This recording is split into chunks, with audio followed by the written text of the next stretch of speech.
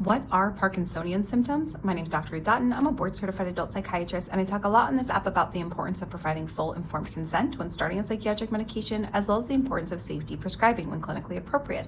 And I've had the question come up during my recent series where I'm going through a lot of different medications and the informed consent process for those about what are Parkinsonian symptoms, what does that look like, and what to do about it. So Parkinsonian symptoms can be a medication-induced movement disorder that's typically caused by antipsychotics. Now, it's more common with the typical or first-generation antipsychotics, things like Haldol, Prolixin, Thorazine, but it can also occur with the second-generation antipsychotics, things like Abilify, Latuda, Risperidone. So Parkinsonism is a type of extrapyramidal symptom, and this is the type that can occur after chronic use or when used in the elderly. And this is because there are changes that happen over time in your brain that can make you more vulnerable to this side effect as opposed to a more acute extrapyramidal symptom like a dystonia or akathisia. So what does Parkinsonism look like? Well, it's the same thing that happens in Parkinson's disease. There are four main features. The first is going to be a slowed shuffling gait.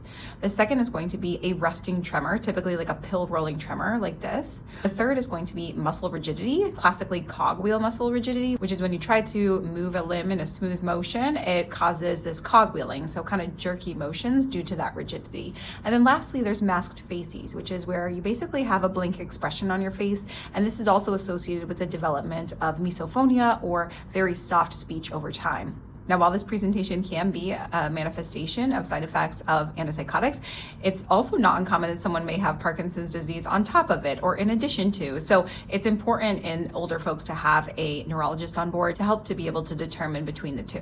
And it's important because the treatment for Parkinson's disease increases dopamine, whereas our antipsychotics decrease dopamine. So you don't want to be giving them something like L-levodopa, the treatment for Parkinson's disease, if it's just related to a medication side effect. Okay, so what do we do about it then? Well, the best thing to do, of course, is to try to prevent it from happening or to stop it as soon as it's noticed. And we do that by, one, using medications that are less likely to cause this side effect, especially in vulnerable populations, and two, using the lowest effective and tolerated dose. So I would use this approach in pretty much anyone who's prescribed these types of medications. However, if the individual is younger and they don't have that vulnerable cognitive element, then you can also try to prescribe an anticholinergic medication, something like diphenhydramine, otherwise known as Benadryl, or benztropine, otherwise known as Cogentin. However, you can't use these in older population because the anticholinergic effects of these medications actually increase confusion. So that's why we're kind of left with using the lowest effective and tolerated dose and the medication that is least likely to cause these side effects. If there's another side effect that you want me to talk about, then please put it in the comments below. Also, I'm putting together an email list for those of you who are interested in my content because I may have future courses or offerings or resources that I want to be able to communicate with you all directly about.